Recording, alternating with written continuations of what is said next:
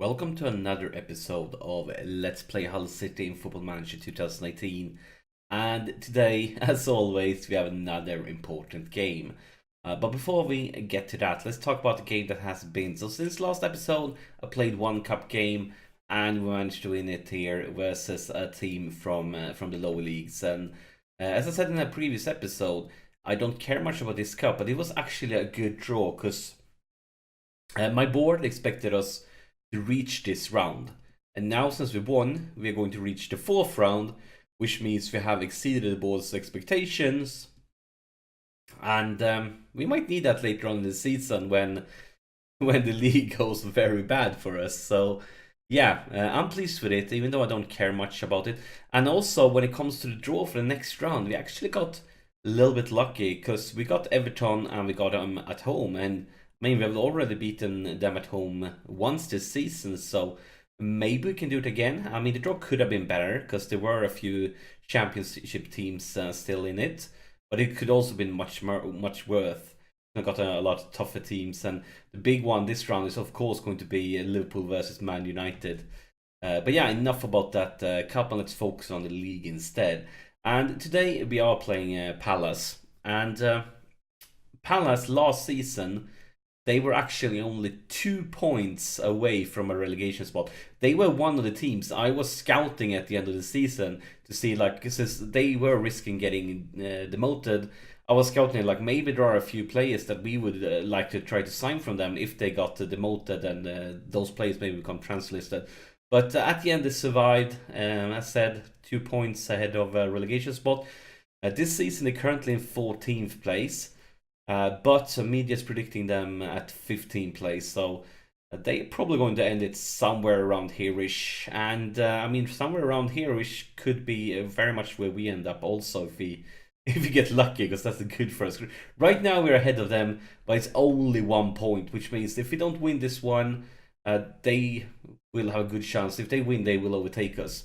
And of course, this game will kind of be the last game for quite some time where we are playing the easier opponents, because with the draw we have basically only been playing teams from the lower part of the table, and now we're going to get into a period when we're going to play the big dogs, and that's going to be a lot of Reds here, probably losing a lot of games.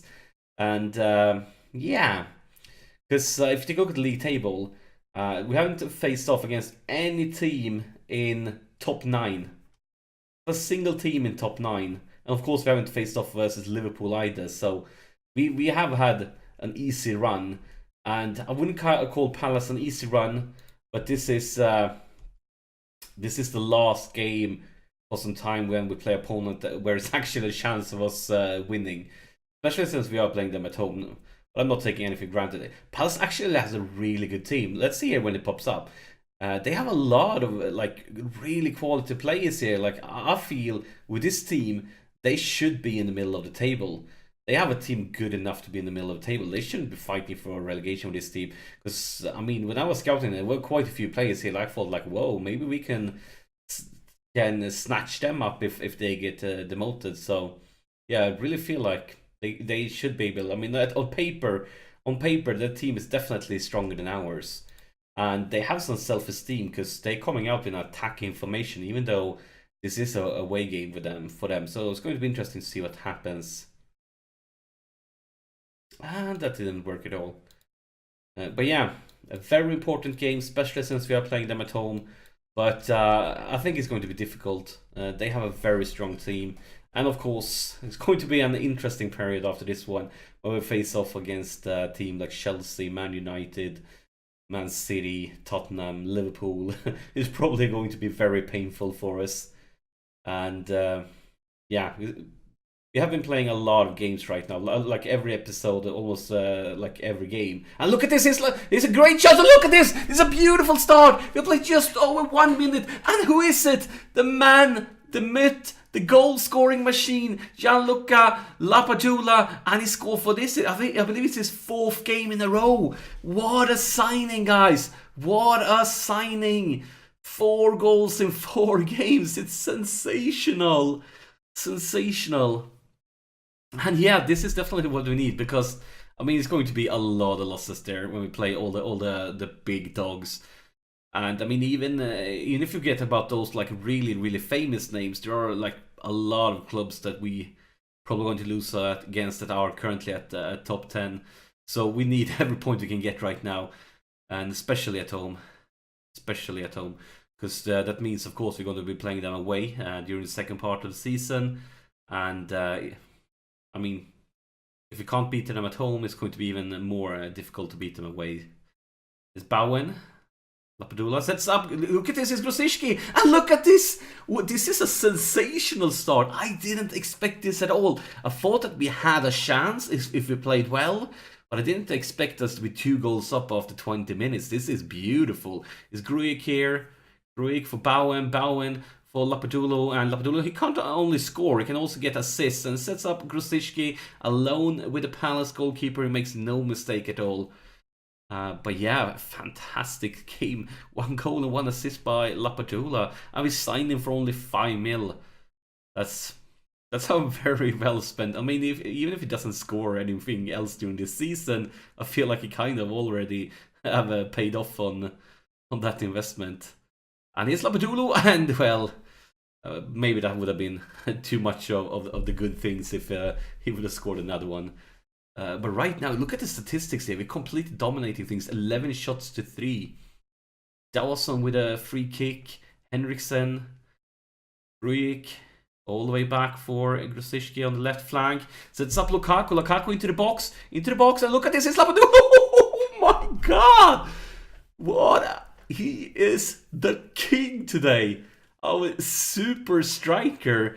I mean, the question is, are we going to be able to keep him after this season? Maybe it's going to be like Real Madrid's next Galactico, or Barcelona will snatch him up as a replacement for Suarez or something like that, because he is a beast to us right now. A beast. Best 5 million euros I ever spent in Football Manager, I believe. At least when it comes to this short range. Maybe that's some youngsters that become like world-class players after a few seasons for 5 million. But I don't think I've ever signed somebody that have had this sort of an impact his first season for 5 mil. And of course, it's all very early still. I'm probably jinxing things right now. But still, I mean, wow. I lose confidence. He's the only one that didn't like me telling the guys to stay focused. He wanted me to pat him on the back and tell him it's beautiful, fantastic. And I might do that, but not until the game is over. Because, I mean, we want him to go for the hat-trick, don't we? Yeah, really, Palace, I feel like with the players they have. It's a penalty! Are you kidding me? What the heck? Why did we give away a penalty? That wasn't even a danger. The ball was like getting out of the pitch. A beautiful save! Marshall with a fantastic save! Oh my god. Currently, everything is going our way today. Everything. But yeah, these are the types of things you shouldn't be saying when you play Football Manager, because this game, it knows how to make you cry. They have like programmed it to do bad stuff if you get too cocky. And yeah, this could be the start of it. So focus, guys. Pretty please focus. We are under some serious pressure now. And into the box is Townsend, and that's over the top bar.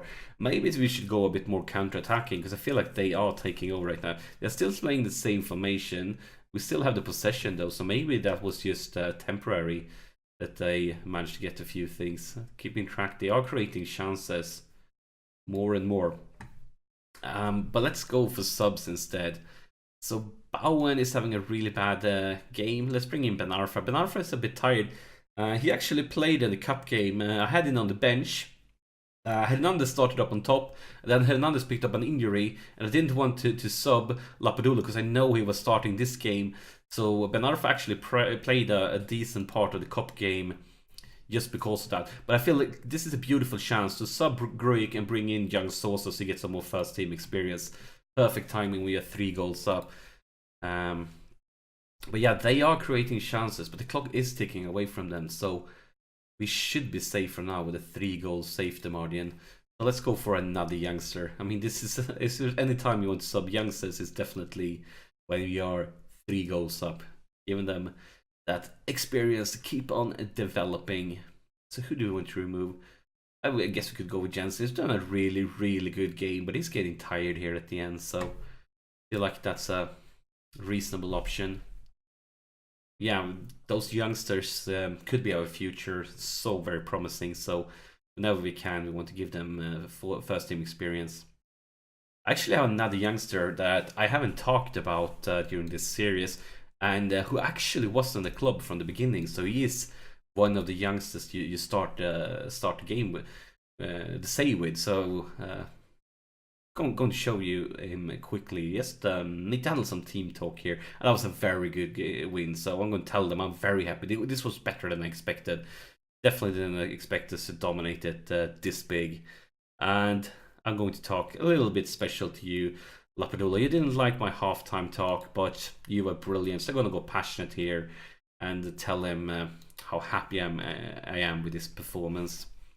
So let's end this game. And also, I forgot one thing. We picked up a big injury during last episode that I didn't talk about. And that was our ball-winning midfielder, Mr. Bridgie. And he picked up a 3-month injury. I sent him to specialist, so it might be a little bit shorter. Currently it says 7 weeks to 3 months. When he got the injury, it said 2 to 3 months. But yeah, that's a pretty big injury.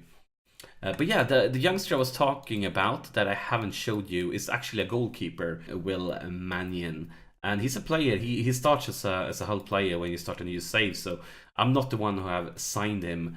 And he looks really, really good. He's already a 2.5-star rating. And he's only 20. And he's getting tutor. And it's already 19 termination. He's driven.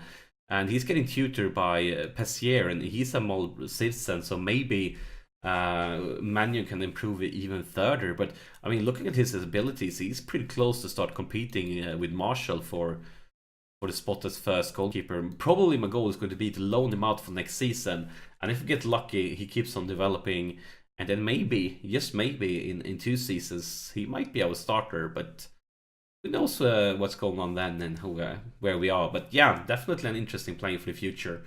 But I think that's it for today. As always, thank you so much for tuning in, watching this episode, and I'll see you in the next one.